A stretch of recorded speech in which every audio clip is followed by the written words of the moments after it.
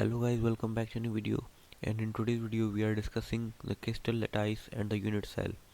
So if you haven't checked out our previous video based on the crystal series and the solid series, do check them out for clearing your basic concepts. Okay, so in today's video we have got two different topics, but these are all interlinked, and we can say that the crystal lattice is a group of the unit cell. This means that the unit cell are the building block of the crystal lattice simply. And what is the crystal lattice? Like in this diagrams over here, you're going to have just made some sort of idea, I do hope. uh, as we have talked before, that solids are the most stable form of matter, and they have just got proper arrangement of atoms, and they are just bound together very tightly. So simply, a crystal lattice is a set of those uh, definite points representing particles of crystal in 3D shape.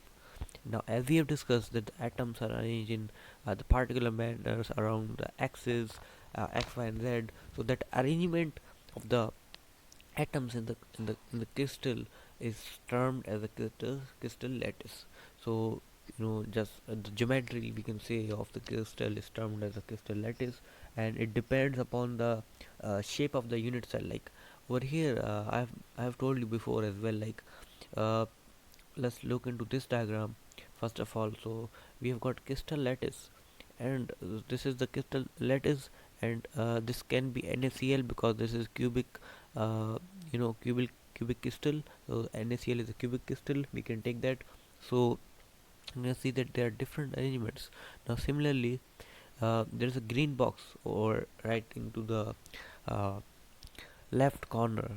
So what is the green box showing? This shows that this is one block of the complete larger structure. So this is the unit cell that is taken out over here. Many unit cell combines to form the crystal lattice. Now let me show you another unit cell.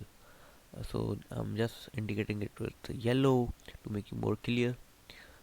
So in a similar way, this is also a unit cell, because this is similar throughout the crystal. uh, Let me make it again on this side so that I can clear the concepts.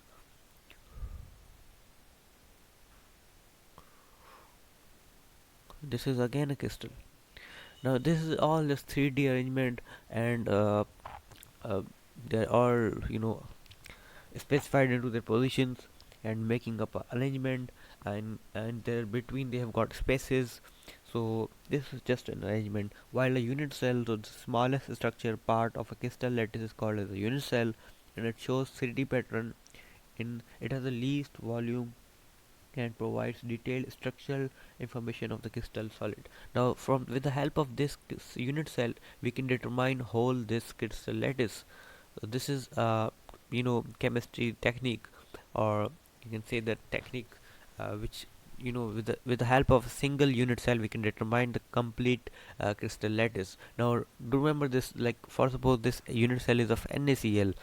So this crystal lattice is right here arranged in the cubical form, but this can also be in the form of something else, say for suppose uh, hexagonally arranged. So of course the crystal lattice is changed, but the unit cell is the same, because the unit cell constitute, like as matter is constituted of the atoms in the similar way is this.